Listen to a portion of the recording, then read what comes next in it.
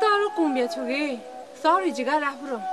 এই বন শেষ হয়ে গেলে খাবার পানি পাবো কোথায় ঘুম পাড়ানি মাসি পিসি ওদের বাড়ি সব খাট নাই পালং নাই বউ জঙ্গলি চাপার সারি হইব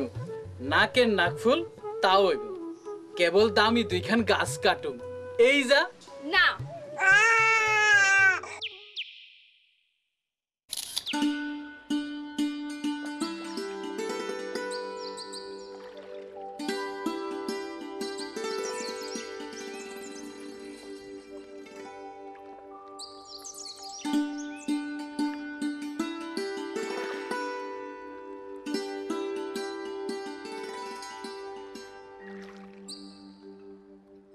প্রাকৃতিক বন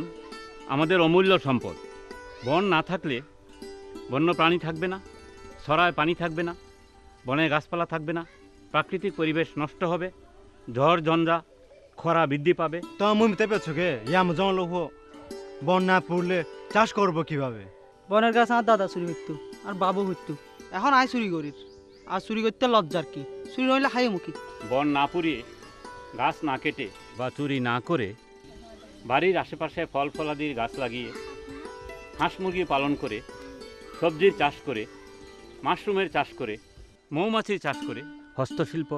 বা ছোটোখাটো ব্যবসা বাণিজ্য করে এমনকি বাড়িতে ট্যুরিস্টদের আবাসনের ব্যবস্থা করে